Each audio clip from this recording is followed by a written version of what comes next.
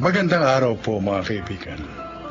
Marinig natin ang kwento ng buhay ng isang individual na pansamantalang isinaisantabi ang kanyang natatanging pangarap para sa ikabubuti ng kanyang pamilya. Siya ay si Judy. Panadero ang tatay ko. Sa ganung trabaho niya kami binuhay na magkakapatid. Kaya bata pa lang, nagkahilig na ako sa paggawa ng tinapay. Sabi ko sa nanay at tatay ko, mag-aaral ako ng mabuti at magtatayo ako ng sarili naming bakery. Buo na ang plano kong yun. Ngunit, minsan pala kailangan nating maging praktikal sa buhay.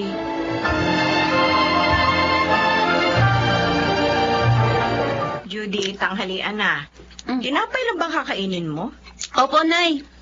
Sabi kasi ni tatay, tikmang ko raw po kung masarap tong bagong gawa niyang tinapay. Tikim lang ang sabi niya. Hindi niya sinabing gawin mong ulam at kanin yan. O, kumain ka na maayos. Busog na ako, Nay. Ano? Nakaubos na po kasi ako ng 5 peraso nito eh. Ay, naku, ewan ko siyang bata ka. Kaya ka tumataba eh, kasi puro na lang libadura yan tiyan mo. Ano talaga? Si Nixon na lang papakainin niyo. Siya na lang kumain para sa akin. Ay, Nixon! Nandiyan ka pala. Bakit kasi hindi ka nagsasalita? Ano pa ba naman naaasahan mo dyan, Nay? Uy, Nixon. Nixon, kumain ka na. Bakit nga pala nandito ka na naman sa bahay? Wala po si na mama at papa. Laki-laki ng bahay niyo, pero palagi ka nandito sa amin. Magpalit na lang kayo tayo ng bahay. Gusto ko yan. Yan lang ang reaction mo, Nixon. Pangisi-ngisi ka lang dyan. Sige na, kumain ka na. Salamat po. Sa susunod, magbayad ka na ng pananghalian mo, ha? Halos 3 beses ka sa 1 linggong nakikikain dito sa amin. Grabe ka naman, Opo. Nay. Nililibre na nga ako niya ni Nixon madalas eh.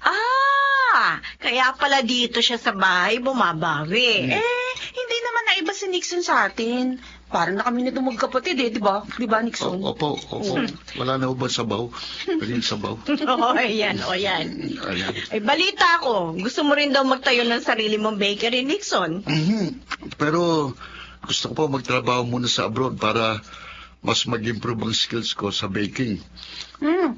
Magiging magkasosyo kami sa negosyo, Nay. Konting kembot na lang. Gagraduate na kami. Pareho na kami magtatrabaho sa food industry. Tapos, kapag nakaipon na kami at nakakuha na kami ng experience, pwede na kami magnegosyo. Diba? Yayaman na tayo, Nay.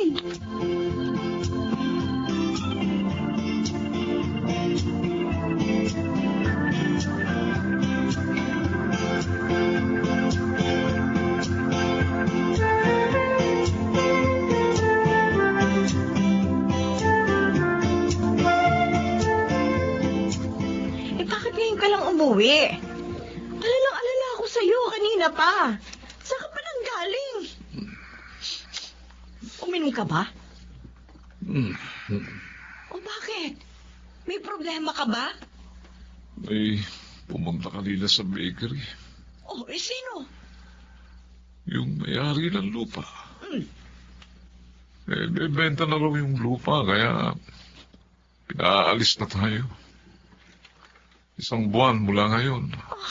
Patatayuan na raw yun ang apartment. Ano? Paano na tayo?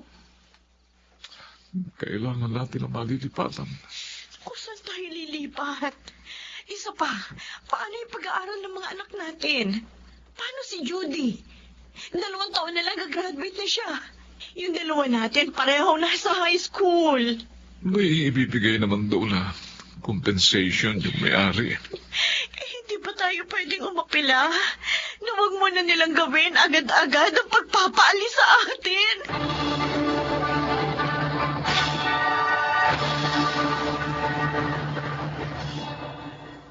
Attorney, baka naman pwedeng makiusap itong kumpare ko. Bakery niya mawawala. Kami naman, yung mga bahay namin, hindi naman sapat ang 1 buwan para makahanap kami na malilipatan. Opo, naunawaan ko po kayo. Pasensya na po. Sana po maunawaan ninyong may-ari nitong lupa. Sa kanya po ito at may karapatan siya gawin kung anong gusto niyang gawin dito. Malamang hindi mo kami nauunawaan dahil mayaman ka. Kami naman mahihirap lang. Sa squatter din po ako lumaki. At sa barong-barong din po kami nakatira. Mabuti nga po kayo, konkreto ang inyong bahay. Kami po, pinagtagpi-tagpi lang na plywood. Talaga lang po nagsikap ang aking mga magulang, kaya natupad ko ang aking pangarap. Maniwala kami sa iyo. Pare, sandali lang. Attorney, kung talagang paalisin na kami rito, maaari bang pahabain ng kahit konti yung palugit sa amin? Kahit 3 buwan. Mag-iipon lang sana ako ng pera para sa pagkuha ng pwestong lilipatan itong bakery namin. Gaya ng mga magulang mo, nagsisikap din ako para maitaguyod ang aking mga anak at para matupad nila ang kanilang mga pangarap. Sige. Susubukin ko pong kausapin ang may-ari. Ako, salamat. Salamat, attorney. Maraming salamat. Tatanawin ko itong isang napakalaking utang na loob sa iyo.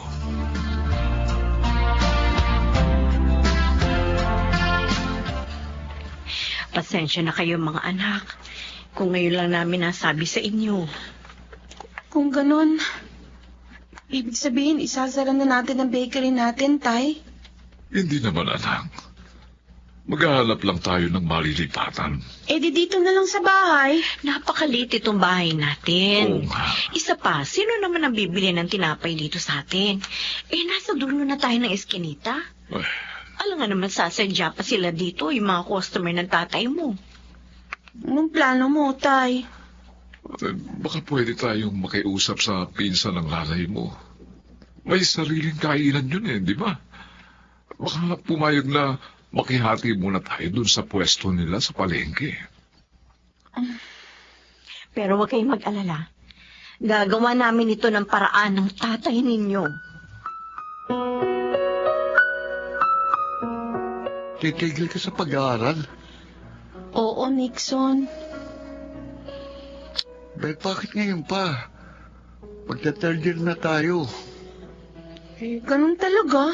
Dahil ba wala kayong malipatan ng bakery nyo? Oo. Gusto mo sabihin ko sa mama ko na pautangin kayo ng pera? Tapos ano? Paano namin babayaran? Wala na nga kaming pera, di ba? Ayos lang. Di naman kailangan ikaw mag-isip ng solusyon. Paano na yung pangarap natin? Yung pangarap mo, andyan pa. Yung sa akin lang naman ang mawawala. Hayaan mo na. Baka hindi talaga para sa akin yun. Paano ka na makakapagpatuloy ng pag-aaral? Baka kapag may pera na uli kami. Kaya kailangan ko mag-ipon. Maghahanap ako ng trabaho. Ano? Magtatrabaho ka na kaagad? Oo. 20 years old ka pa lang? May mga bata nga naglalako ng kung ano-ano, di ba? Trabaho rin yun. Ako pa kaya 20 years old na. Saan ka nga magtatrabaho?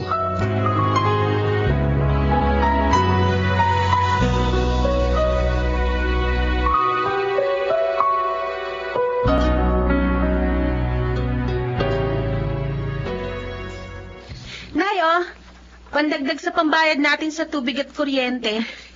Salamat, anak. Day off ko po bukas. Tutulong na lang ako sa paglalako ni tatay ng tinapay sa umaga. Ay, wag na. Magpahinga ka. Palagi kang pagod, lalo na at palagi maraming tao doon sa fast food chain na pinagtatrabahuhan mo. Ayos lang, Nay. Pasensya ka na, ha? Kung hindi sana ito nangyari sa atin, sana makapagtatapos ka na sa susunod na taon. Matutupad na sana ang pangarap mo. Okay lang po. Hindi pa naman uli ang lahat. Wala namang age limit ng pag-aaral eh. Maaari naman ako magpatuloy kapag nakaluwag-luwag na tayo. Nay, ayos lang po ako. Huwag niyo ako isipin. Pasensya ka na. Pinanganak ka sa hindi mayamang pamilya. Kung gaya sana kay Nixon, may mayaman ka rin mga magulang. Baka nasa prestihiyoso kang paaralan ngayon. Hindi ka sana nagkukuskus ng CR, nagmamap ng sahig, naghuhugas ng kinainan ng kung sino-sino. Nay, marangal ho ang trabaho ko. Wala pong masama dun. Oo nga, pero hindi ka sana nagtatrabaho ngayon. Dapat nasa eskwelahan ka. Nay, tama na. Kung saan-saan na naman umaabot ang isip niyo eh. Si tatay nga pala, nasan?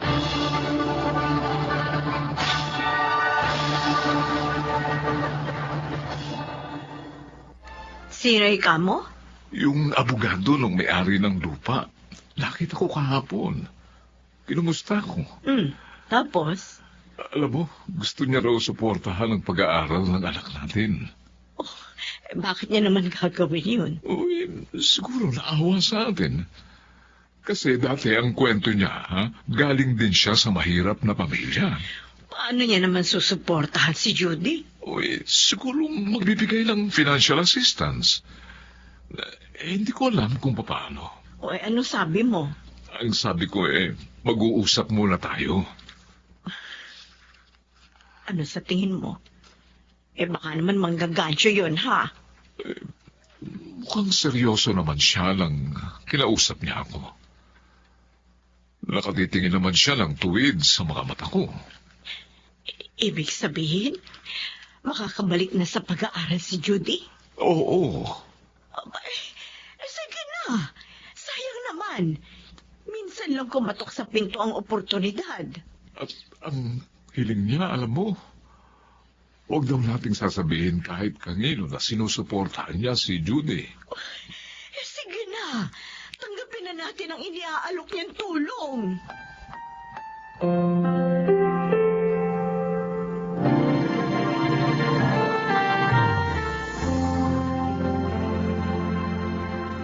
Ikaw, si Judy? Opo. Judy, anong gusto mong maging? Ho? Anong pangarap mo? Hindi ko po alam eh. Wala ka pang anything in mind? Dati po, gusto kong magkaroon ng sariling bakery. Tulad ng tatay mo. Opo. Kaso nahinto po ako sa pag-aaral ng 2 taon. Parang nawalan din po ako ng interest na mag-aral. Ang importante na sa akin ngayon, kumita ng pera at makatulong sa kanila. Okay. Naiintindihan ko kung bakit yan ang nararamdaman mo. Pero huwag kang tumigil mangarap. Kung nawala man yung una mo, abay mangarap ka uli. Kapag may ambisyon tayo, doon tayo nagkakaroon ng direksyon. Isa pa, may talento at kakayahan ka. At hindi aksidenteng naririyan yan. Binigay yan sa'yo para magamit mo kung saan ka man dalhin ang iyong pangarap. Sa ngayon po, wala po ako maiisip eh. Okay lang yun. Soon, malalaman mo rin yan. Pero sa ngayon, gusto ko ipagpatuloy mo muna yung course mo sa college. Magtapos ka muna. Ako nang bahala sa'yo. Ay, talaga? Maraming salamat po, attorney. Maraming salamat po.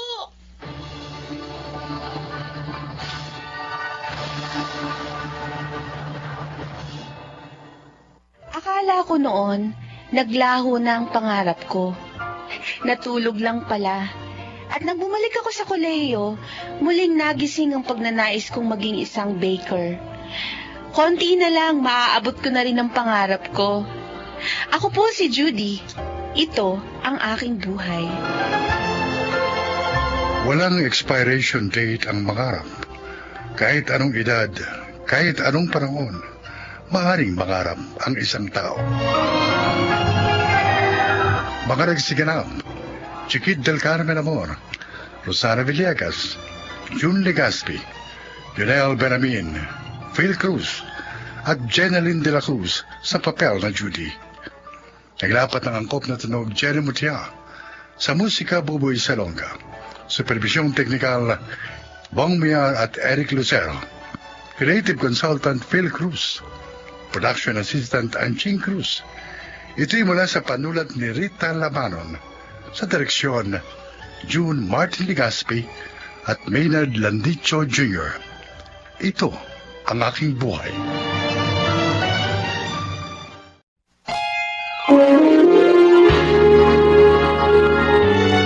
Kauna-unahan sa Pilipinas. Manila Broadcasting Company. DZRH, member, kapisanan ng mga broadcaster ng Pilipinas.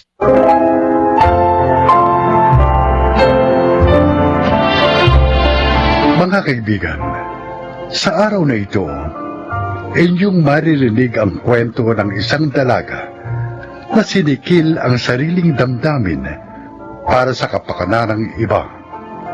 Siya ay si Connie.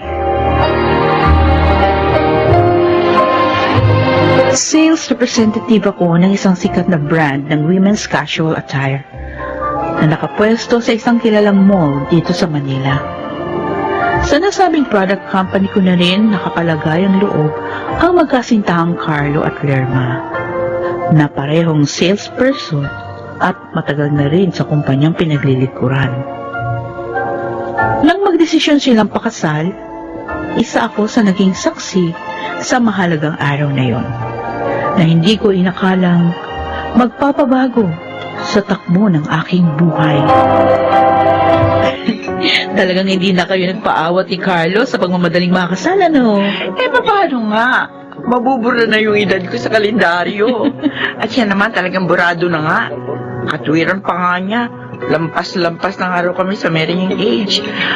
Kaya kailangan na raw namin maghabol sa pag-aanak. Sabagay, totoo naman talaga yung sinabi ni Carlo. Ang tanong, ikaw friend, hanggang ngayon ba wala pang makisig na bachelor na nag-aangkin ng puso mo?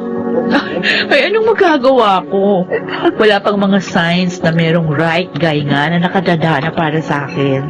Alam mo, dapat mo kasing gawin, maging big believer ka. Ha? Mas isipin mo yung kapangyarihan ng destiny. Ano? Tulad ba ng lalaking yon? Nakausap ni Carlo? At kanina ko pa nakikita ang lagkit-lagkit ng mga sulyap sa akin, oh. Halos subaran na ako sa mga tingin niya. Ay, naku, si Ricky yun!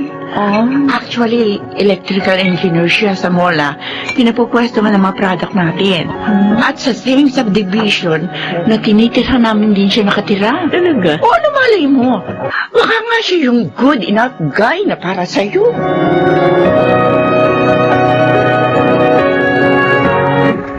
Talagang lalo siyang gumaganda pag tinititigan, ano, Carlo? Paragay ko, lalo na sa malapitan. Sa tono mong yan, talagang gusto mo siyang makilala, Ricky. Hindi ko talaga mapapalampas ang araw na to. Hindi ko siya makilala. Hindi na ako mapakali. Halika na nga. Pakikilala na kita kay Connie. Baka kasi maging salan ko pa kapag na-depress ka at nabaliw. Dahil lang sa hindi kita naipakilala sa kanya.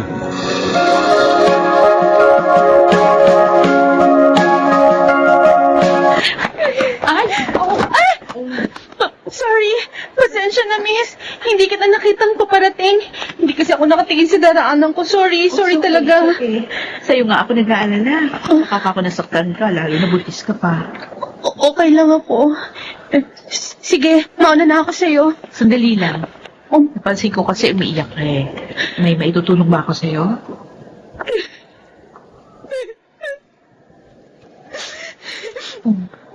Yung kasing lalaking dapat managot sa pinagbubuntis kong to. Oh. Pinagtabo yan ako. Huh? Hindi ko naman hinihingi sa kanyang pakasalan ako dahil alam kong hindi niya naman gagawin yun. Ang tanging inihihingi ko ng awa sa kanya. Kayang pananagutan niya sa sanggol na dinadala ko na sandaling isilang ko na. Dahil wala naman akong paraan para buhayin ito. Pero yun yung una mong dapat hingin sa kanya, ha? Ang pakasalan ka. Para maging ganap yung pananagutan niya sa'yo at sa inyong magiging anak. Wala akong pakasalan niya ako. Kasambahay lang niya ako eh. Huh? Pinagsamantalahan niya ako. Ano? Paulit-ulit. Nang Buntis na nga ako. Pinalayas na niya ako. O di kung gano'n, mas dapat mo siyang papanagutin sa ginawa niya. Pwede mo siyang idemanda. Sige na, miss. Masyado na pala ako maraming naikwento. Pasensya na, ha? Naabala kita. Sandali lang, miss! Miss!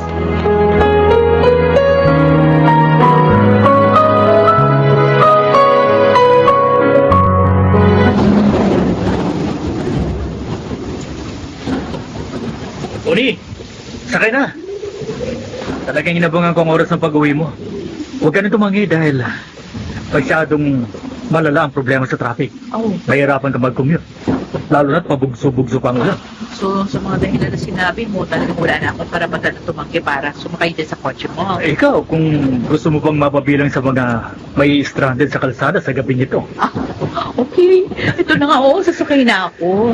Okay. Bakit ko naman pipiliing ma-stranded sa gitna ng ulan? Nakakagutom ang traffic, no? Parang gusto ko tuloy maghanap ng cozy restaurant. Dumadami na yata yung mga demand mo. Kanina, gusto mo lang akong iangka sa kotse mo. Tapos ngayon, iyayaya mo na ako mag-dinner? Well, iyon ang pinakamagandang naisip kong dahilan para mawala ang stress natin sa matinding traffic na to. Siguro naman pagkatapos natin kumain, medyo hindi na masyado matraffic. Again, wala naman akong choice, di ba? Ang lakas ng ulan, ang tindi ng traffic. Higit sa lahat, nandito ako sa loob ng kotse mo. At syempre, lahat ng decision sa iyo. Alam mo, natutuwa ako sa'yo. Ang bilis mong mag-isip.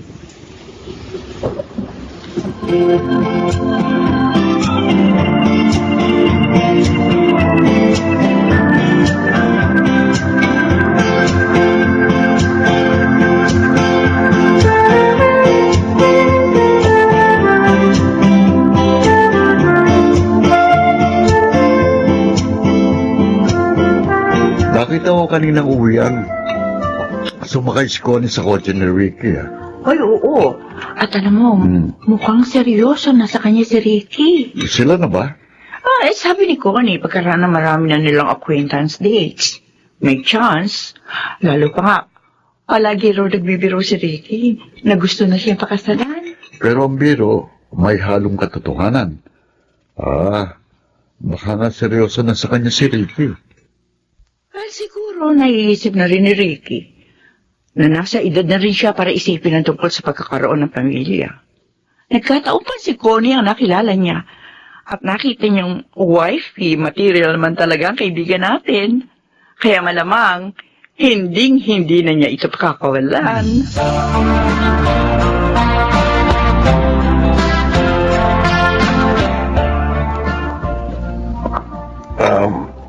Iha, Mano? Ako po ba tinatawag niyo? ang totoo, si Ricky talaga ang sinusundan ko. Gusto ko nga sana siyang kausapin kanina bago siya umalis. Nangyatid ka. Kaya lang, naduwag ako. Kabisado ko kasing init ng ulo ni Ricky. Lalo na kung ang pag-uusapan, ang kalagayan ni Jessa. Jessa? Sino pong Jessa? Anak ko si Jessa. Ang kasambahay niya na nabuntis niya pagkaraan niyang pagsamantalahan ng paulit-ulit. Yung kwento nung nasa lubong kong babae na buntis, yung papalabas ng mall? Parehong-pareho po nung kwento ng anak nung si Jessa. Oo. Palagi niyang inaabangan ang paglabas ni Ricky sa mall na yon. Electrical engineer si Ricky sa mall na yon. Ano pong pwede ko maitulong sa kalagayan ng anak niyo? Nag-aalala na ako sa mga ikinikilos ni Jessa. Bakit po?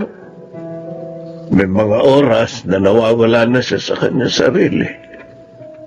Kaya nagpakita na ako sa iyo.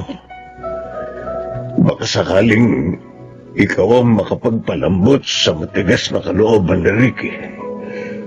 sa patuloy niyang pagtanggi sa sitwasyon ng aking anak. Nakikiusap ako sa iyo. Awang-awa na ako sa anak ko.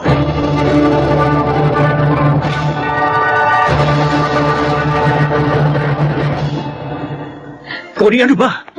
Iniiwasan mo ba ako? Mula pa kanina paglabas sa mall, pinahihirapan mo na ako sa paghabol sa'yo. Oo, talaga pinahihirapan kita. Dahil ayoko na makita ka at makaharap, di makausap. Pwede ba, bago mo ako tratuin na nakakabwisit, sabihin mo muna sa akin ang dahilan. Ano ba pinagkakaganyan mo? Napipi ko na ako sa pagbabaliwala mo sa akin. Si Jessa, yung binuntis mong babae na nakasalubong kong umiiyak paglabas ng mall. Ano? Si Mang Berting, yung tatay niya, na nagmamakaawa, nakikiusap sa akin para maantig ang kalooban mo sa kalagayan ng anak niya. So, alam mo na palang tungkol kay Jessa? Ayon kay Mang Berting, nagpapakita ng mga senyalis ng depresyon si Jessa. Nag-iiba na rin ang kanyang mga kilos. Madalas nagsasalita mag-isa. Connie, ano bang kinahalaman ko sa nangyayari sa kanya? Siya ang may kontrol sa isip niya, sa katawan niya. Yan lang bang kaya mong sabihin? Pagkatapos mo pagsamantalahan ang kahinaan niya? Ay, kinasan ng puso mo. Dugo mo ang sanggol na dinadala niya. Connie, Sa magiging anak mo man lang. Makadama ka naman ng awa. Pero sana nga, kung makukonsensya ka, maawa ka na rin kay Jessa. Dahil ginagawa mong miserable ang kanyang buhay.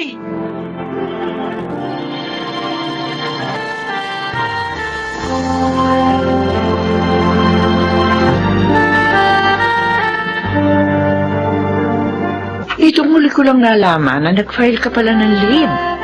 O ano, kumusta ka na? I'm okay.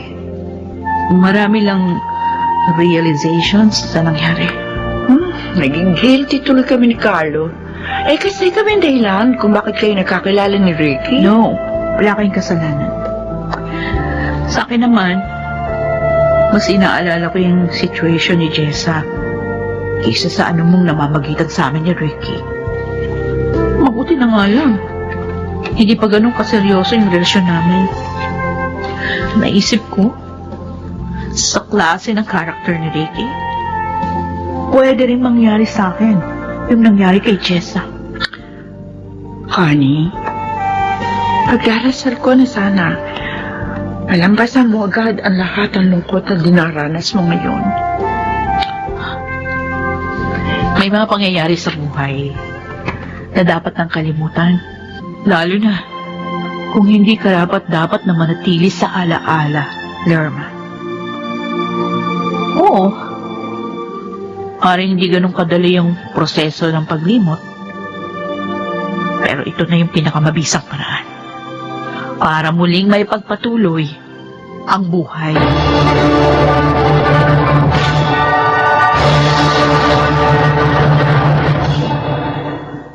Hindi na nagpakita sa akin si Ricky pagkatapos ng naging argumento namin sa problemang kinasasangkutan niya kay Jessa. Hindi ko na rin hinangad na makita pa siyang muli. Malinaw na rin sa akin na ang hindi niya papapakita, patunay lang na hindi siya seryoso sa anumang maaaring mamagitan sa amin. Marami siyang kahinaan na hindi niya kayang paglabanan. Ang pinakamahirap pang unawain, marami siyang pagkakamaling hindi itinuwid.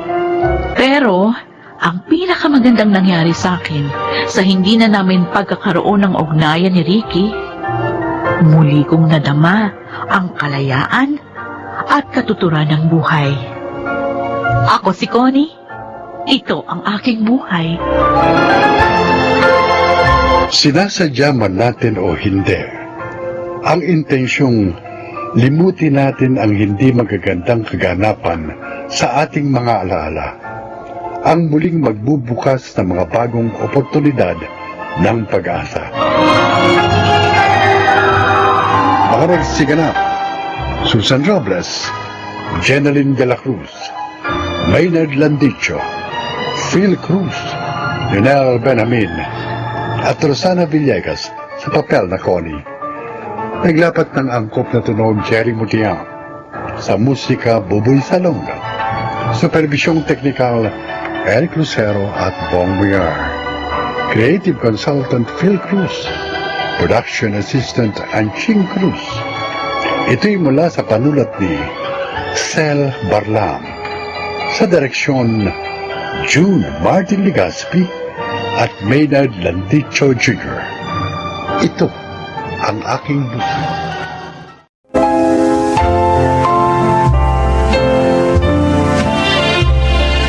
Magandang araw po mga giliw naming tagapakinig.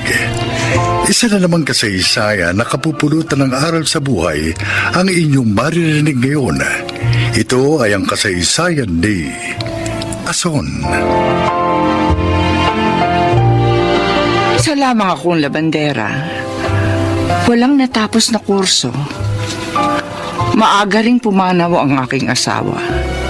Kaya naiwan ako nag-iisa nagtataguyod sa aming anak na si Lalaine. Pakinggan po nyo ang aking paglalahad. Mang Adong, bakit naman po ganun? Amay, ako may-ari ng paupahang ito, Ason. Kaya naman magagawa ko ang lahat ng gusto ko, di ba? Isa pa dapat naman talaga taon-taon, magtaas ng upa sa bahay dahil, alam mo na, napakamahal na lang mga bilihin ngayon. Kasi ho, alam naman nyo, patay na ho yung asawa ko. Ako na lang ang kumakayod para mabuhay ho kami ng anak ko.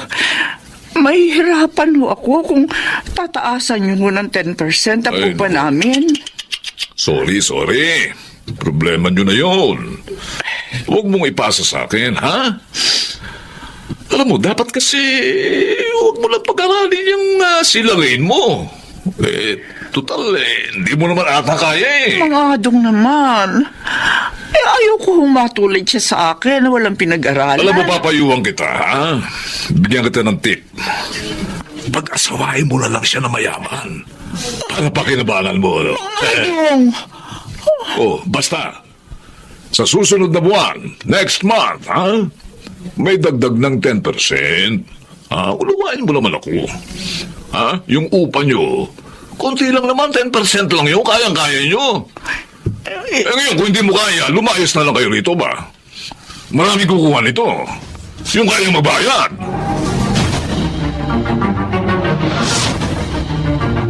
Nay, bakit hindi pa po kayo natutulog? Hating gabi na po Maaga pa kayo maglalabada. Sige na, anak. Mauna ka na. Si Mang Adong po bang iniisip ninyo? Yung mga sinabi niya kanina? Alam mo, Narinig ko pong lahat ng sinabi niya sa inyo kanina. Di na nga lang ako nagpakita sa kanya Hindi po kayong umiyak. May naisip na po akong paraan para mabawasan ang problema natin. Ano yun?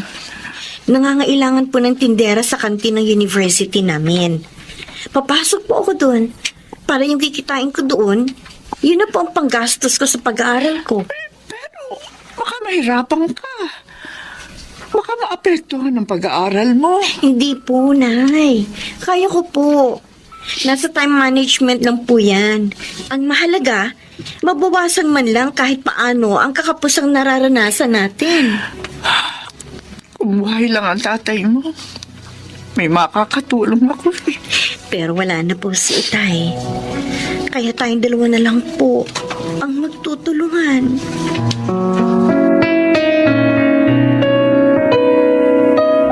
Jimbo, bakit mo ko dinala dito? Ang tanga mo naman pala, Jessica. Alam namang maglalaro lang tayo dito. Mahawa ka sa akin. Huwag mong ituloy ang iniisip mo. Ang tagal kong hinintay ang pagkakataong to, Jessica. Na madadala kita dito sa bakating bahay namin. At sa wakas, nangyari din. Palayain mo na ako. Pakiusap. Hindi kita isusumbong sa mga pulis. Ano ko, tanga? Nasa akin ang pagkakataon para maging akin ka. Pakakawalan ko pa ba? Jimbo! Ha? Natural, hindi mo. Bitiwan mo ako! Ayoko! Huwag ka nang magpamigil ka. Wala ka naman magagawa eh. Sabi ng bitiwan mo ako! Kinalmot mo ako sa mukha. Ito ba? Walang niya ka. Para mo nang awa. Tanggapin mo nang hindi kita mahal. Walang niya akong babae ka. Sa lahat ng ayaw ko, yung sinasaktan ako ng babae. Ano ko? Isang suntok lang pala sa sikmura ang katapat mo eh. Ngayon, wala ka ng malay. Magagawa ko na ang lahat ng gusto kong gawin sa'yo. Pagsasawaan kita, Jessica.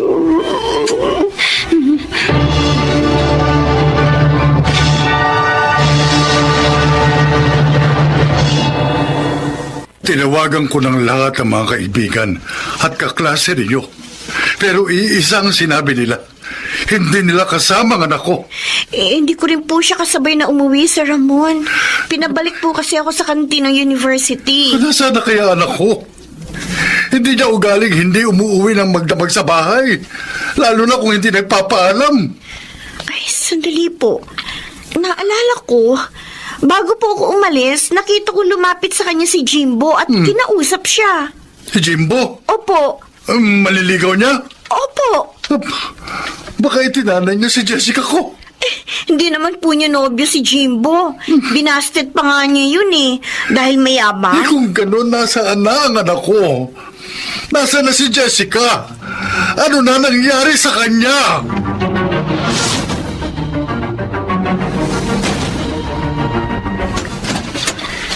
Good morning, Aling Ason. Ay, good morning din, Jimbo. Meron ka bang kailangan? May pinasasabi ba ang papa mo? Wala ho, wala. Gusto ko lang sanang magpalabas sa inyo eh.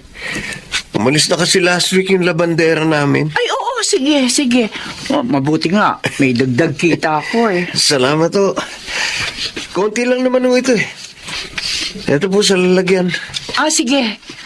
Dadaling ko na lamang sa inyo mamaya, ha? Naku, huwag na ho. Mapapagod pa kayo. Ako na lang ang kukuha dito sa inyo. Saka, eto nga po pala ang bayad ko. 1,000? Sa inyo na ho lahat yan. Pero sana po, huwag niyo sabihin kay Papa ha, na nagpalaba ako sa inyo. Ha?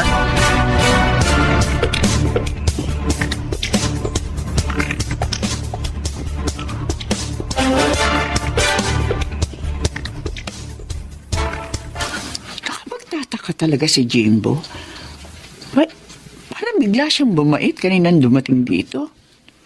Binigyan pa ako ng malaking bahid sa pinalalaban niya sa akin.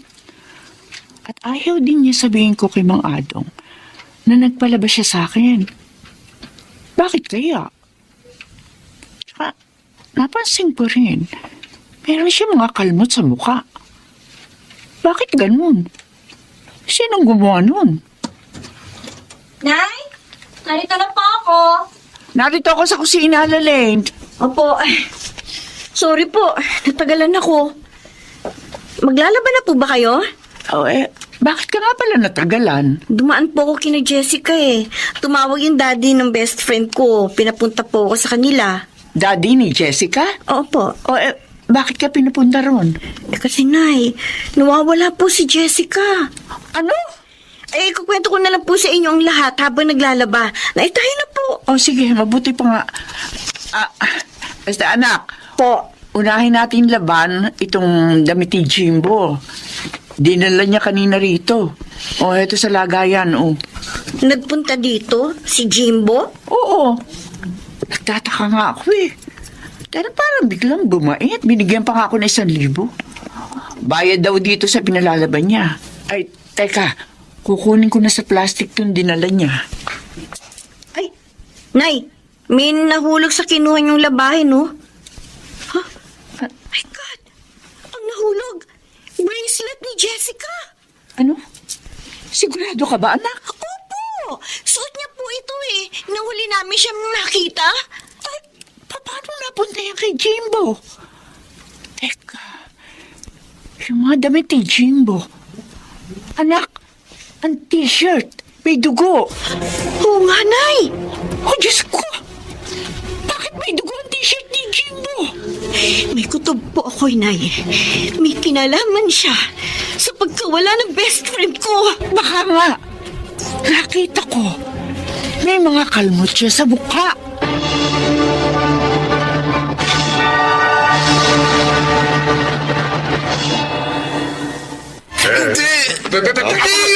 Hindi ako sasama sa inyo! Ano kailangan nyo sa anak ko? Bakit niyo siya inuuli? May reklamo sa inyong anak, mister. Ano? Kaya iniimbitahan namin siya sa presinto. Ano? Nakuha ko sa damit niya ang bracelet ng dalagang nawawala at natagpo ang patay sa bakanting bahay niyo. Ano? Pa, Jimbo? patulungan Totoo ba ito? Tulungan niyo ako pa. Huwag niyo silang payagang isama ako. Ayoko makulong. Jimbo, totoo ba ang sinasabi nila? Papa, Sumama ka na lang ng maayos para hindi na tayo magkagulo pa dito. Mamang Pulis, Oh. sandali lang. Baka pwede nating pag-usapan ito. Mabait naman itong anak ko eh. Oh, sige, sir. Pero doon tayo mag-uusap sa presinto namin.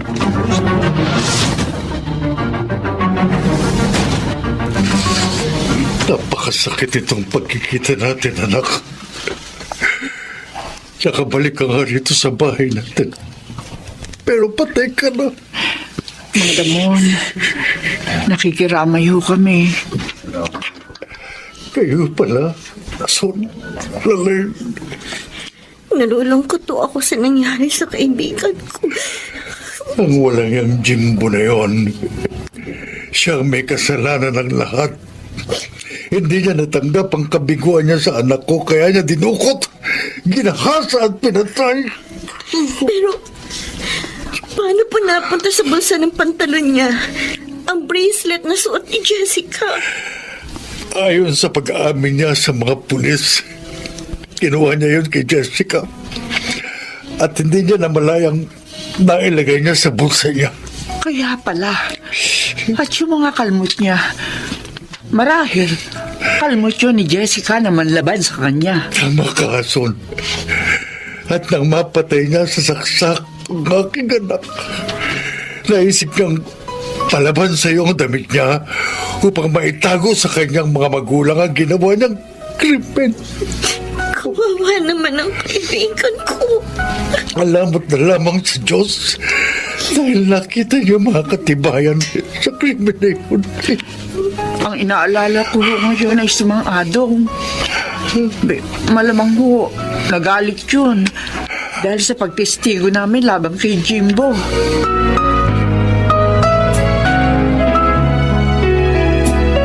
Lumayas kayo sa bahay ko! Ngayon din! Hindi ko kailangan ng upa ninyo! Huwag naman ho. Maluwag! Wala ho kaming ibang malilipatan. Paalisin niyo agad kami. Wala rin ho kaming Wala akong pakialam! Basta naman gusto ko lumayas kayo rito. Ngayon din! Walang utang na loob kayo! Nakatira na nga kayo rito. Ipinahamak niyo pa ang anak ko! Oh. Nay, umalis na lang po tayo dito para wala nang gulo. Galit.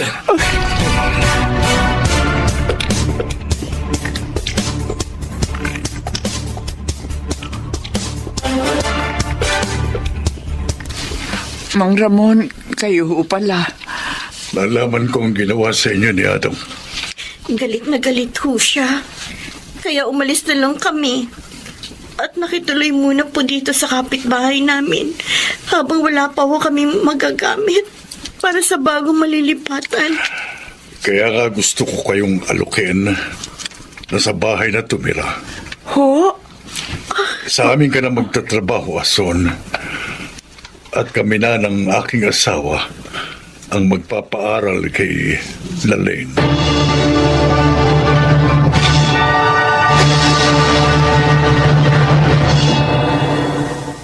At doon na nga kami tumira sa bahay ni Sir Ramon. Sa kanila na ako nagtrabaho hanggang sa makatapos ng pag-aaral si Lalaine. Sana po'y kinapulutan niyo ng aral ang aking kasaysayan. Ako po si Ason, isang dating labandera. At ito, ang aking buhay. Hindi pinababayaan ng dakilang lumikha ang nilalang na may malinis na kalooban.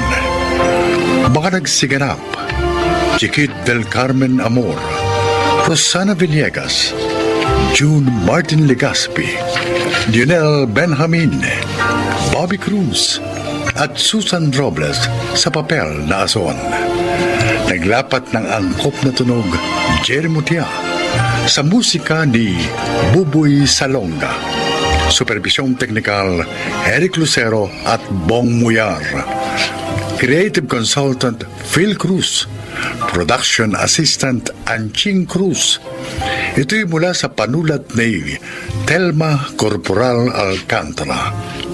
Sa direksyon Salvador M. Royanes. Ito ang aking buhay.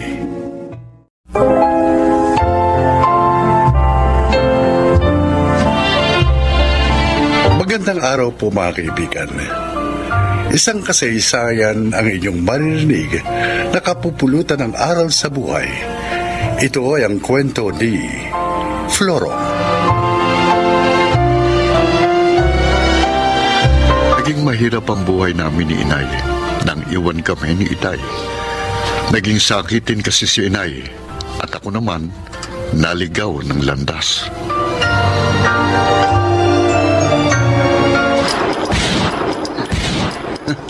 Ayun, tinamaan ko. Sa dami ng tama mo, malabong mabuhay ka pa. Aalis na ako rito para makuha ko ng kabuuang bayad ko.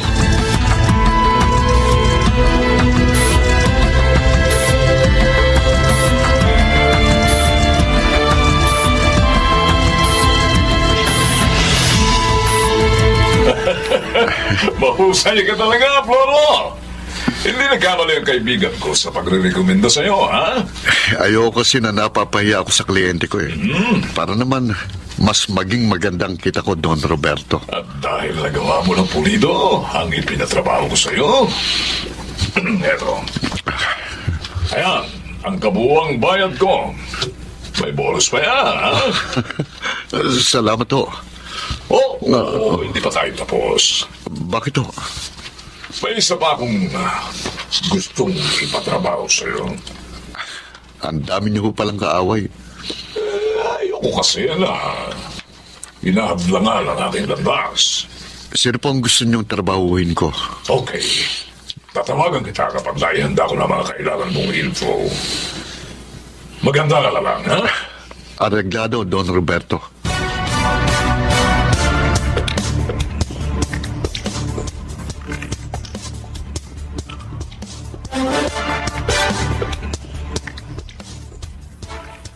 Gabi na.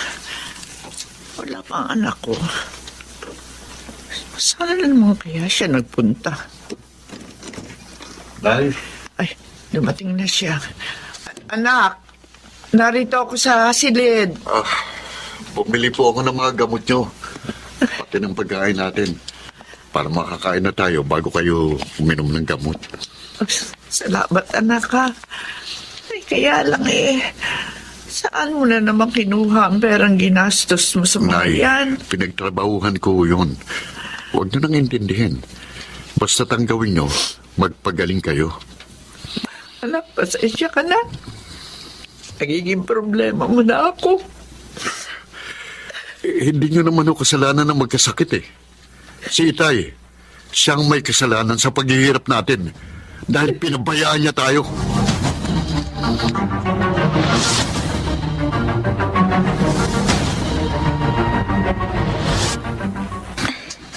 Ang ganda naman ito, Floro.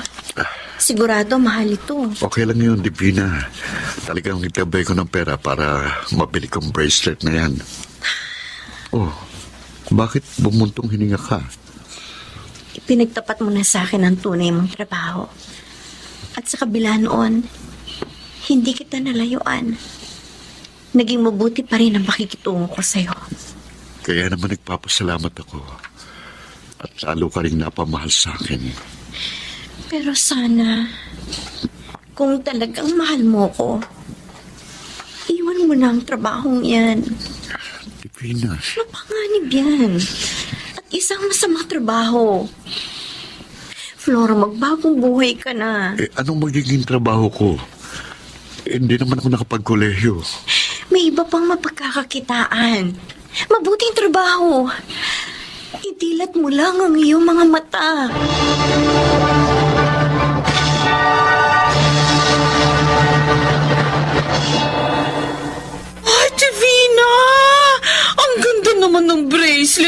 sa'yo ni Floro? Kung hindi nga lang ayoko masaktan ng loob niya, hindi ko to tatanggapin, Chona. Huh? Eh bakit naman? Dahil galing yan sa hindi maganda niyang trabaho. Oo, ganun na nga. Ano nga ba talagang trabaho niya? Eh hanggang ngayon ayaw mong sabihin. Pasensya na. Pero hindi ko talaga pwedeng sabihin. Alam mo, kung ako sa'yo, hayaan mo na lang siya sa trabaho niya. Tapos, tanggapin mo na lang lahat ng mga alas na ibinibigay niya. Chona? Oh, eh diba? Hindi mo naman hinihi sa kanya yun. Kaya wala kang kasalanan. Pero gusto ko nga magbago siya. Para sa aming dalawa.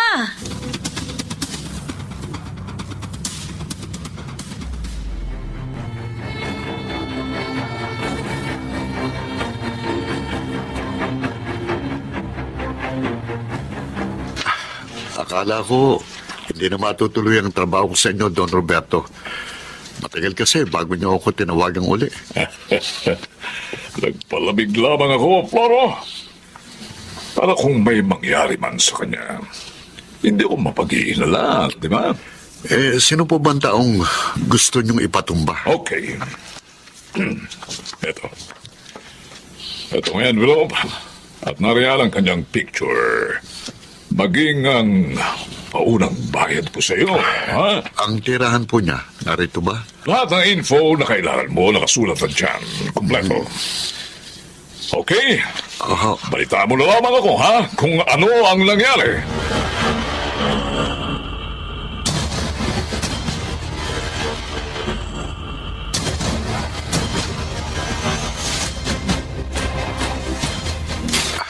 Malaking halaga ng naiipon ko.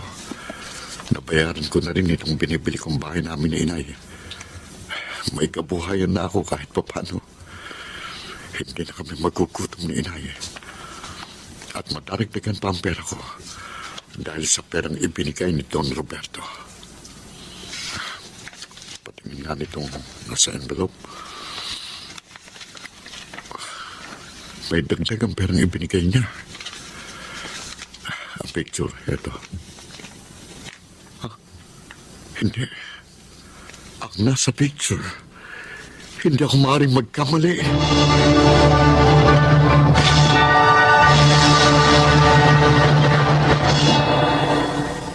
Floro, may gumugulo ba sa isip mo? Oh, wala ho na eh. Napapansin ko kasi, patamlay ka. Pagod lang po ako. May problema ka nga. Papaano ka napagod? Hindi ka pa naman umalis ng bahay. Nay, Tungkol ba sa trabaho mo ang bumabagabag sa'yo? opo.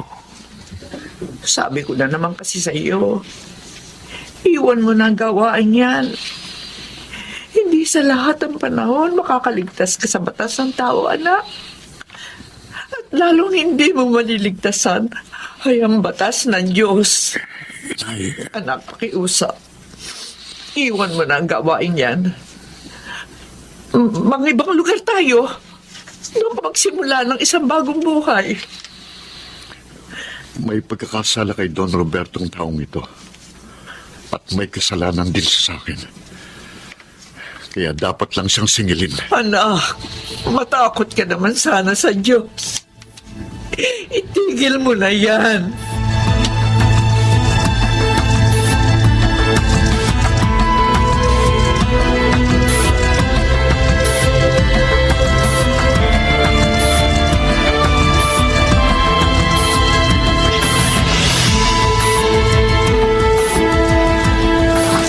Tamang pwesto ko rito sa madilim na bahagi ng kalyang ito.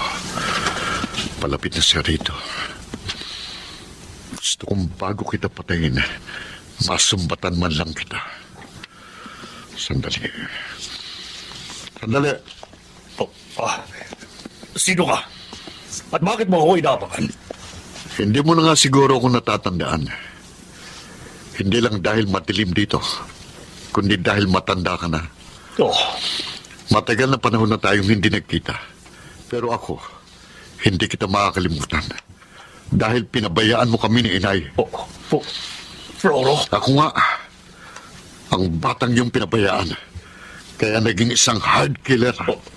Ano? Hindi. Alam mo bang inutusan ako ni Don Roberto para patayin ka? Si Roberto? Wala akong kasalanan sa kanya. Hindi lang niya matanggap na naungusan siya ng aking kumpanya. Pero para sa akin, malaking kasalanan mo. Iniwan mo kami ni Inay. Sumama ka sa ibang babae. Kaya kami naghirap. At naligaw ako ng landas. Oh, Floro! Hindi na kayo naawa sa akin. Hindi niyo man lang ako tinulungan. Wala kayong kwentang ama. Wala akong kasalanan sa inyo. Lalo na sa'yo.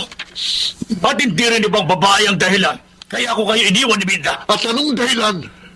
Nahuli kong may kalaguyo ang nanay mo. Sinungaling! Yan ang totoo. Kahit tanungin mo siya. At ikaw, hindi kita tunay na anak. Ano? Oo. Anak ka niya sa dati niyang nobyo. Tinanggap kita. Inaring anak. Dahil ang akala ko, magbabago na si Minda. Pero nagkamali ako. Nagawa pa rin niya akong pagtaksilan. At sa sarili ko pang pamamahay. Ngayon, masisisi mo ba ako? Kung iwan ko ba kayo? Kung kasalanan man ang ginawa ko, sige! Patayin mo ako!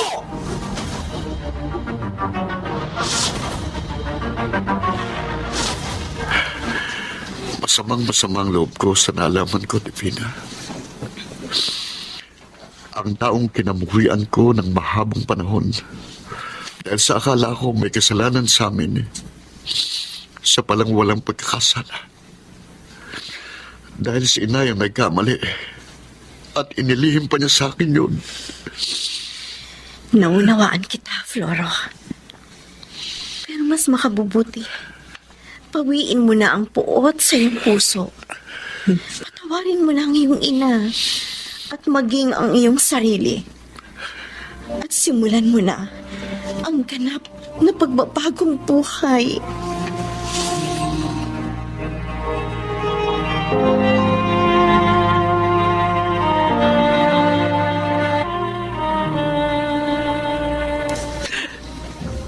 Totoo.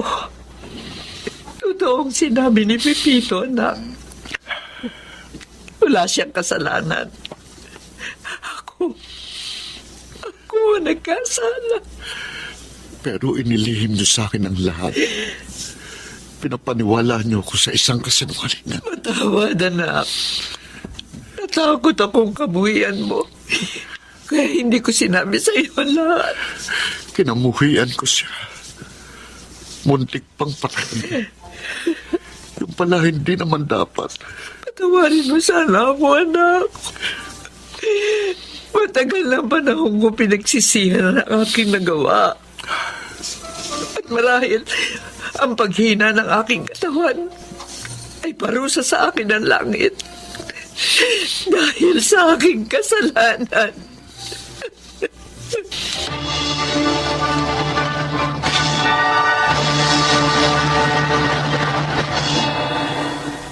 Pinatawad ko si Inay. Hindi ko na rin ginambala pa si Itay Pepito. Hindi na rin ako nagpakita pa kay Don Roberto. Sa halip, nagbagong buhay ako, kapiling si Inay at ang aking kabiyak na si Divina. Sana po inyong kinapulutan ng aral ang aking kasaysayan. Ako si Floro at ito ang aking buhay. Walang lihim na hindi nabubunyag. Kaya huwag ibintang ng tao sa iba ang nagawang pagkakasala. Mga nagsiganap, Susan Robles, June Martin Legaspi, Maynard Landicho Jr., Chiquit del Carmen Amor, Jenaline de la Cruz at Phil Cruz sa papel na Floro. Naglapat ng angkop na tunog Jerry Mutia, sa musika Buboy Salonga, supervisyong teknikal Eric Lucero at Bong Buyar, creative consultant Phil Cruz, production assistant Anching Cruz. Ito'y mula sa panulat ni Thelma Corporal Alcantara, sa direksyon Salvador M. Royales. Ito ang aking buhay.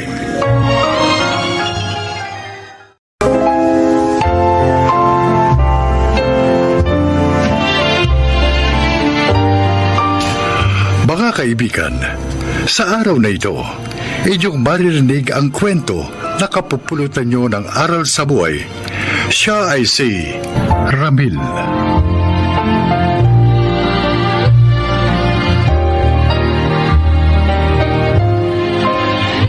Isa akong security guard. Mahirap lang kami. Kaya naman high school lang ang natapos ko. Kaya lang mapasok ako sa trabahong ito ay labis ko itong pinahalagahan. Pakinggan po ninyo ang paglalahad ko.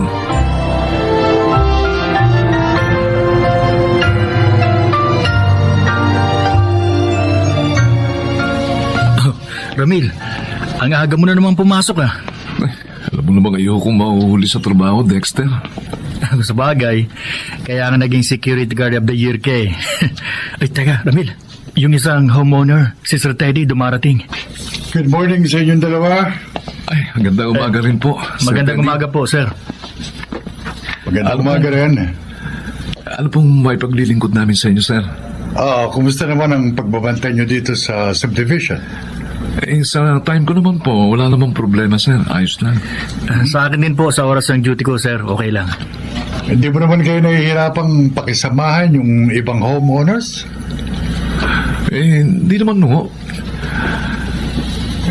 Kasi hindi naman pare-pareho mga tao, sir. Kaya kami na lang pong nag-a-adjust. Yan ang gusto ko sa iyo, Ramil. Mahaba ang pasensya mo.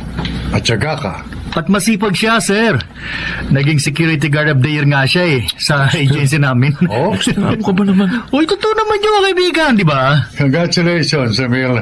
Sir. Oy, mamaya nga pala, after ng duty mo, ha? Puntahan mo ko. May mahalaga akong sasabihin sa'yo. Sige.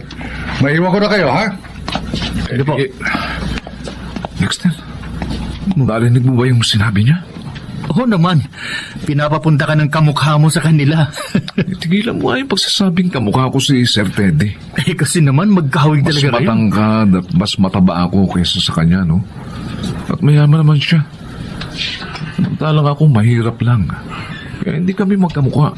Oo na, sige na. Pero, ano kaya sasabihin niya sa'yo?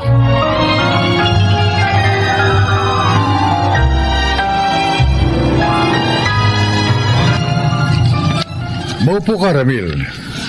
Salamat po, sir. Pinapunta kita rito dahil gusto kong alokin ka na maging gwardya namin. Oh? Huwag ka mag-alala. Dodoblehin ko ang sahod mo. Pumayag ka lang. Kasi kailangan ko talaga ng tapat, masipag, at mapagkakatiwalaang gwardya. Sir. At pakiramdam ko, ikaw ang hinahanap ko. Ako maraming salamat po, sir, sa tiwala niyo. Pero, nagtataka lang ako, sir. Bakit pa po ninyo pababantayan itong bahay niyo? Nasa loob naman kayo ng subdivision. May nagbabanta po ba sa inyo? Ang totoo, wala naman akong kagalit. Iba ang problema ko.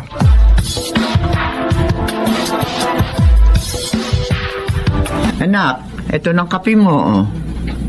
Ay, salamat, Nay. Mabalik tayo doon sa kwento mo sa akin kanina. Ibig mo sabihin, anak? Tinanggap mo yung alok ng mayamang iyon? Opo. Kung sabagay magandang alok niya, bukod sa dobleng sahod, libre ka pa sa pagkain. Mas makakaipon ka. At hindi lang po yun, Nay. Mabait po si Sir Teddy. Hindi po siya matapobre kahit mayaman. Kaya gusto ko po siyang matulungan sa problema niya. Ha? Bakit, anak? Ano bang problema niya? Ang tagal mo namang dumating, Cheya. Nakailang text na ang kapatid mo. Si Kuya naman, sobrang atataman sa'yo. Miss ko na nga rin naman siya. 2 days na kami hindi nagkikita. Bakit nga ba? Nag-iingat lang. Nakita mo yung lalaki nagbukas sa'yo ng gate kanina? syempre. Pogi eh. Basta pogi nakikita ng mata ko. Ikaw talaga? Sino nga ba yun? Kinuha siya ni Teddy para maging gwardya namin. Ha? Bakit?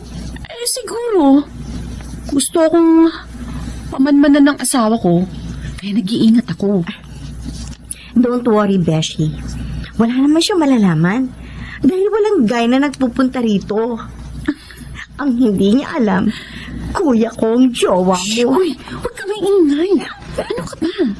Baka may makarinig sa'yo, mapurnana pa ang kayamanang magiging akin pag nawala si Teddy. Gusto mo ba, Tricia? Jowain ko ang SG na yun. Ano? Para safe tayo. I can do that.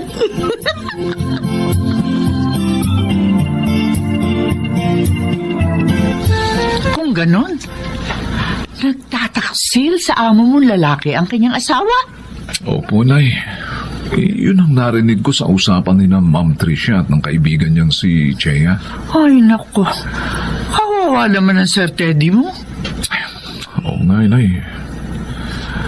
Ewan ko pa, kung bakit nagawa pa yun ni Ma'am na lukuhin siya. Mabait at gwapo naman si Sir Teddy. Mayaman pa. Yan ang malungkot na katotohanan ng buhay, anak. Kung papaanong may mga lalaking babaero, may mga babae ring lalakero. Hindi marunong makontento. Ano? Sinabi mo na ba sa amo mo ang natuklasan mo? Hindi pa po eh. Kasi Nay, gusto kong makakuha pa ng ibang ebidensya. Kaya plano ko na subaybayan sina Chea at Ma'am Tricia.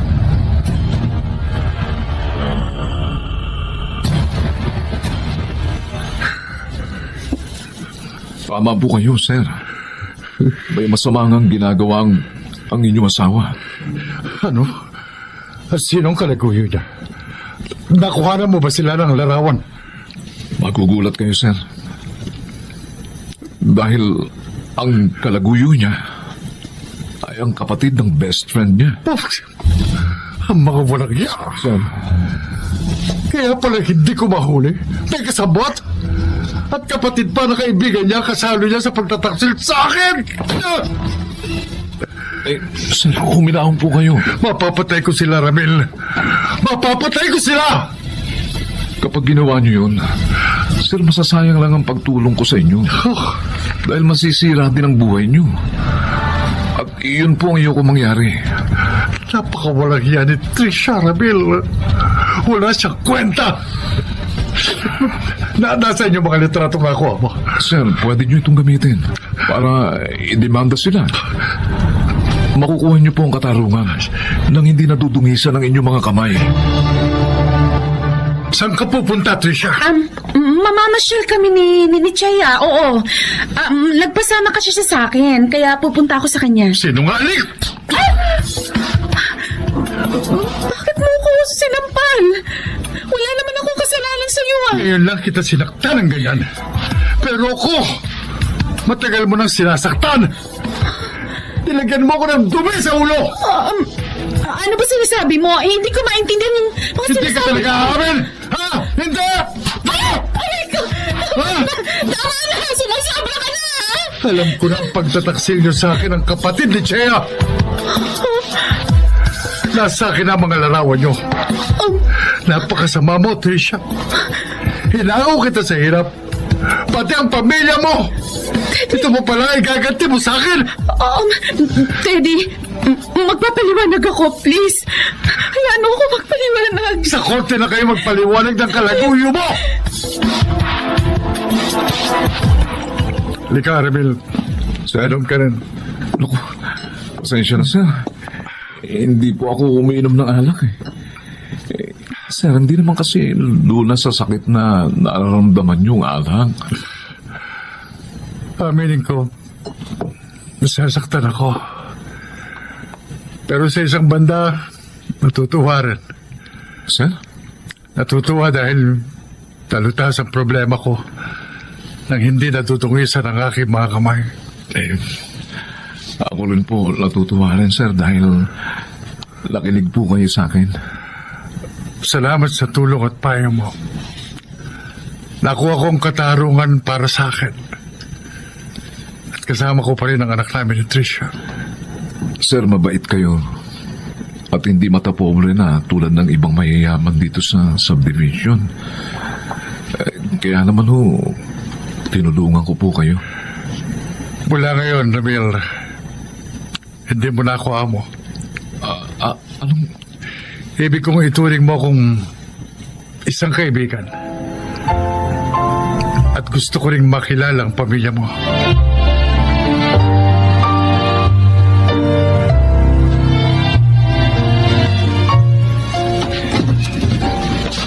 Magandang hapon po, Aling Maura. Oh, Dexter. Ikaw pala. Ramil po, nandiyan po ba? Matagal ko na po kasing hindi nakakakwentuhan ng kaibigan kong yun eh. Ay, wala pa eh. Pero darating yun. Dahil isasama niya rito ang kanyang Sir Teddy. Si Sir Teddy? Pupunta dito? Ay, oo. Gusto raw ako makilala. Ay, naku, mabait po yun, Aling Maura. At kamukha pa ng kaibigan ko. Talaga? Oo. Ah, hindi nabanggit sa akin yun ni Ramil.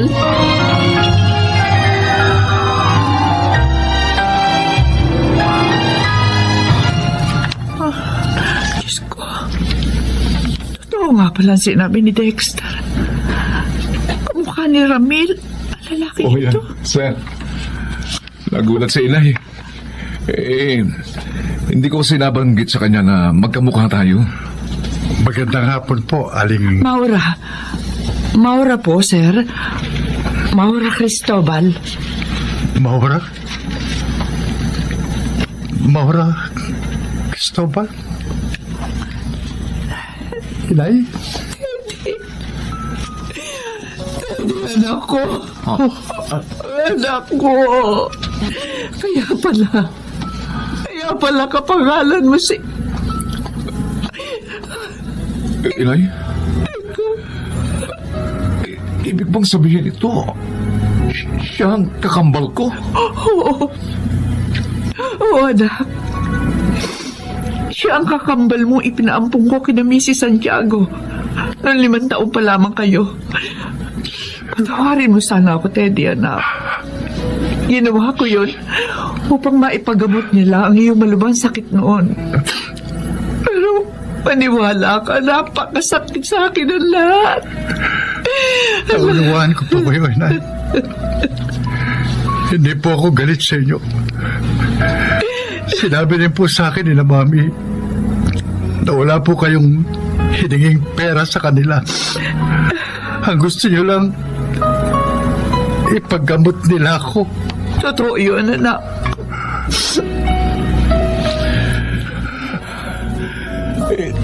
Kaya pala maghawig tayo. Kaya pala magaan ang loob ko sa'yo. Ikaw pala ang kakambal ko. Teddy.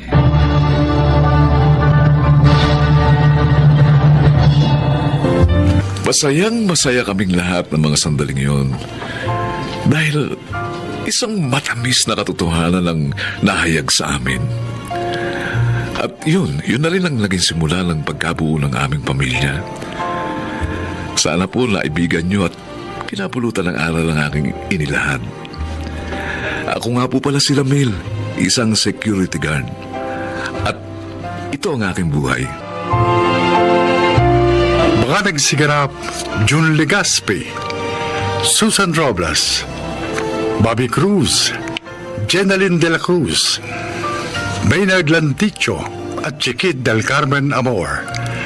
Naglapat ng angkop na tunog, Jerry Mutia, sa musika ni Buboy Salonga. Supervisyong teknikal ni na Eric Lucero at Bong Buyar. Creative consultant Phil Cruz. Katulong sa produksyon Anching Cruz. Ito'y mula sa panulat ni Telma Corporal Alcantara at sa direksyon ni Salvador M. Royales. Ito ang aking buhay.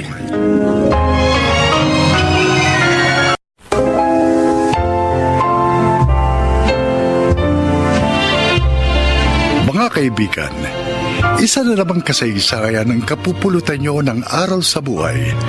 Ito ay ang kwento ni Vea.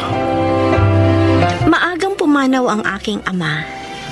Mula noon, naging sakitin na si inay. Kaya ako na ang nagtrabaho at nanagot sa pangangailangan ng aming pamilya.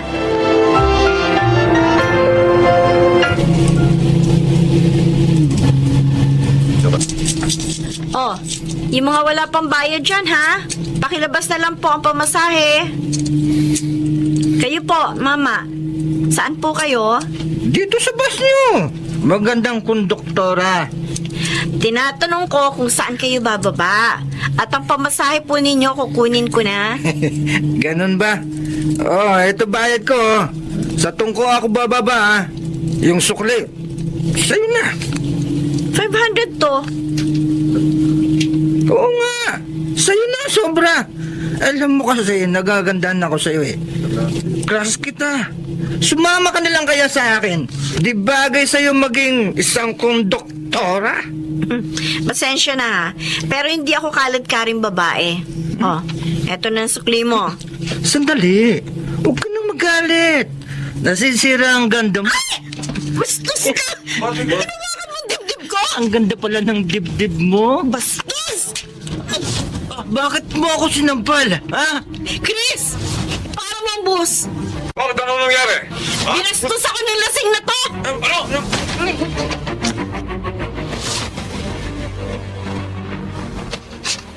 Rhea, ba't hindi mo ginagalaw yung pagkain mo? Pasensya ka na, Chris, ha? Naalala ko pa rin kasi yung walang yang naging pasahero natin. Huwag mo na sirain yung araw mo sa kanya. Total, hindi naman siya nakapalag ng pababain natin eh. Oo nga eh. Buti na lang tumulong din yung ibang lalaking pasahero natin. Bakit naman kasi may mga gagong iinom-inom ng alak tapos di naman pala marunong magdala? O tama, katulad ng walang yang yun. Pero may katwiran din siya. Hindi bagay sa'yo yung magiging konduktora eh. Alam mo kung ano bagay sa'yo? Ano? Ang maging misis ko na. Ano ka ba? Alam mo naman hindi pa pwede yun eh. Dahil pareho tayong wala pang ipon. Hindi. Magsama na lang tayo. Para sa bahay ka na lang. At ako na lang ang magtatrabaho para sa atin. Ano? Paano ko naman matutulungan sina inay, Aber? Para hindi ka na nababastos pa sa bus, di ba? Susubukin ko na lang maghanap ng ibang trabaho. Huwag na lang. Baka mamaya may mandigo pa sa'yo ron eh. Di ba? Hindi naman kita mababantayan dun. Para naman magluloko ako. Di ba? Matuto ka nga magtiwala sa akin.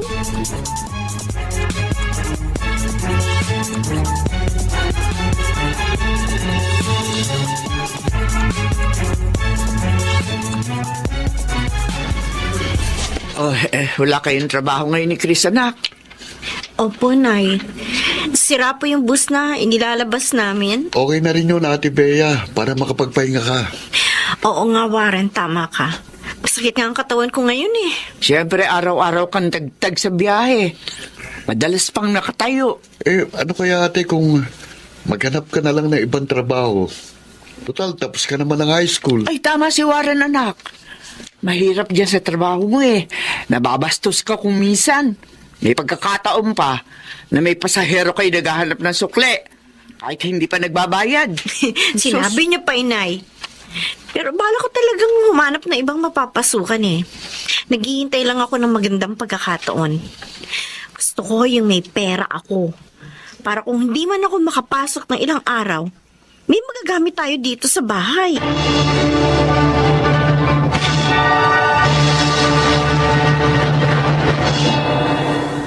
Ralph, mamaya na palang alis mo papuntang Cebu. Yes, ma. Medyo matagal ako mawawala. 1 week. Okay lang po ba kayo rito? Oo, anak.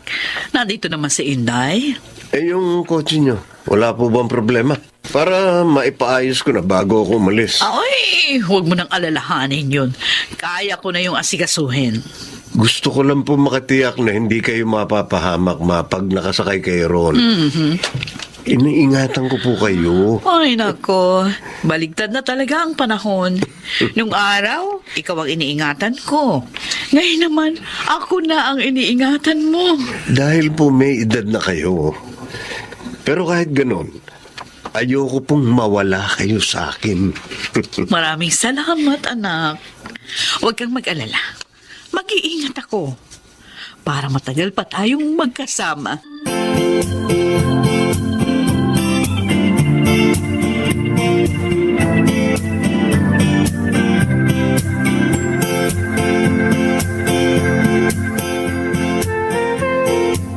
Ay, ginabi na ako. Hindi bale. Marami namang order ng babango sa amin. Mas malaki na naman ang kikitain namin. Kaya lang nakakainis. Nasira pa yung kotse ko. Sana pala hinayaan ko na lang si Ralph na ipaayos yung kahapon. Yan tuloy ngayon. Sasakay ako ng bus. Kasi naman sayang. Kung magta-taxi ako, magbabayad pa ako ng malaki. Ang lapit na nito sa bahay namin. Bus na lang ang sasakyan ko. Makakatipid pa ako ng malaki.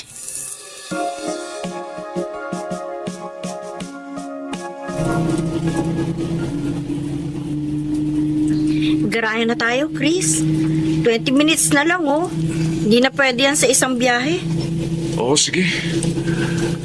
Pagod na nga rin ako Aba, ano ito nasa kabilang upuan? Clutch bag. Malamang naiwan ito ng huling pasahero natin. Yung matandang babae. Mukhang may kayang babaeng yun Sige, buksan mo nga. Baka pera ang laman yan. O, sige.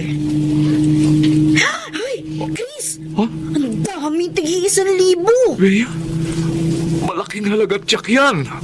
Naku, maaari na nating ipuhunan yan sa isang negosyo, di ba? Chris! Hindi atin ang perang ito.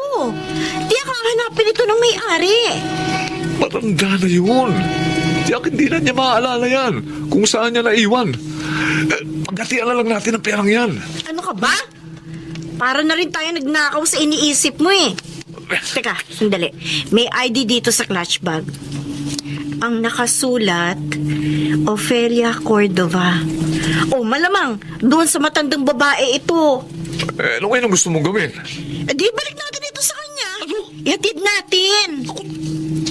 Tanga mo pala Ano? Kwarta na lumapit sa atin, ayaw mo pa? Hindi nga atin ito Mali na ang kinin natin. Kung ayaw mo niyan, akin na. Ano? Ako na lang magne-negosyo. Ay, hindi. Ibabalik ko ito sa may-ari ng pera. Sabi nga akin. Huh? Sinuntok mo ko. Dahil sa halagang ito. Ang tigas ng ulo mo Ayaw mo ibigay sa akin ng pera. Gusto mo pa akong idamay sa katangahan mo? Kung para sa'yo katangahan ang gagawin ko, para sa akin, ito ang tama. Kaya hindi ko ibibigay sa'yo ang halagang ito. Kahit ano pang gawin mo ngayon. At huwag kang magkakamali, saktan ako ulit. Dahil baka baliin ko sa'yo ang dala kong payong.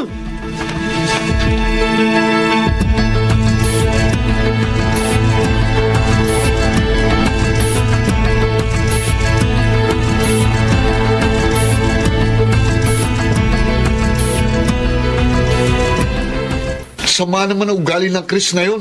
Mukhang pera. Barumbado pa. O ayun, nalantad ang totoong ugali. Dahil doon sa napulot nilang pera.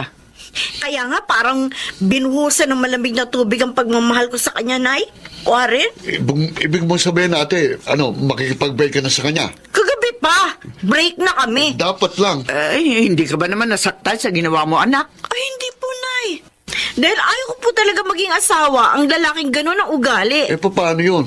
Magkasama kayo sa trabaho. Tumawag na ako sa operator namin kanina. Sabi ko, hindi muna ako papasok ng 1 week.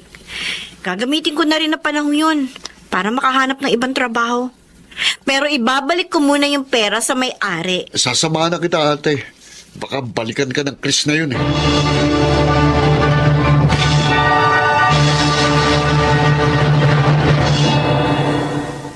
Kahanga-hanga ka, Bea, ha? Mas pinili mong iwan ang iyong boyfriend at ibalik sa akin ang aking pera. Dahil yun po ang tama, Ma'am Ofelia. Paano yun? Magkasama kayo sa trabaho ng nobyo mo? Sabi po ng ate ko, maghahanap na lang siya ng ibang trabaho, Ma'am Ofelia. Oh, edi sa akin ka na lang magtrabaho. Talaga po, Ma'am Ofelia? Oo, kahit pa kayong dalawa nitong si Warren. Salamat po. Talaga pong gusto ko na rin magtrabaho para makatulong kay ate. Paggawa at pagtitinda ng pabango ang aking business. At talagang kailangan ko ng mga tauhan na mapagkakatiwalaan. Ito ng ating merienda, Ralph. Ito ng coffee at may kasamang masarap na sandwich. Thanks, Ma. Kahapon nga pala, nakita ko si Bea at Warren. May dadalhin daw sila mga order ng pabango. Masipag ang magkapatid na yon, ha? Lalo na yung si Bea. Ay talagang mapagkakatiwalaan. Babait at maganda pa, Ma. Parang nagniningning ang mga mata mo nang sabihin ko yon. Gusto mo ba siya, anak? Okay lang po ba sa inyo, Ma? Kung ligawan ko siya? Ay, oo naman, anak. Dahil natitiyak ko, isang mabuting babae ang iyong magiging nobya.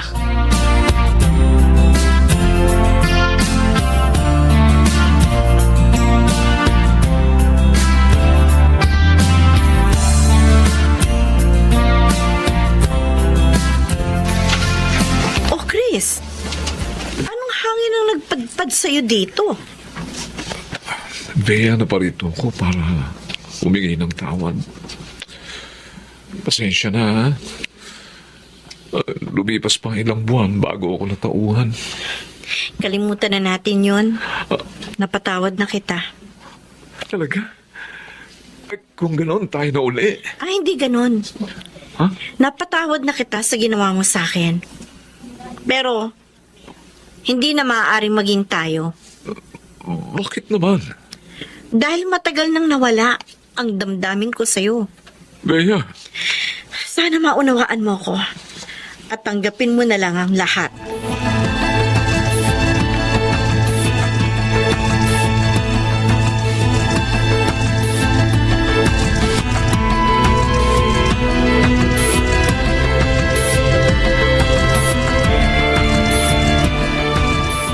Salamat na lang, hindi ka nakipagbalikan sa kanya. Dahil kung nangyari yun, masasaktan ako. Ralph? Dahil, ang totoo, mahal kita. Una pa lang kitang makita. Nadama ko na ito. Sana, bigyan mo ako ng pagkakataong patunayan sa'yo na malinis ang hangarin ko.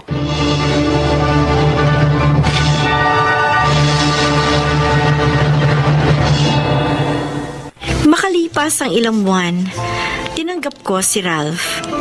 At ngayon nga ay kasal na kami. Sana po ay inyong naibigan at kinapulutan ng aral ang aking kasaysayan.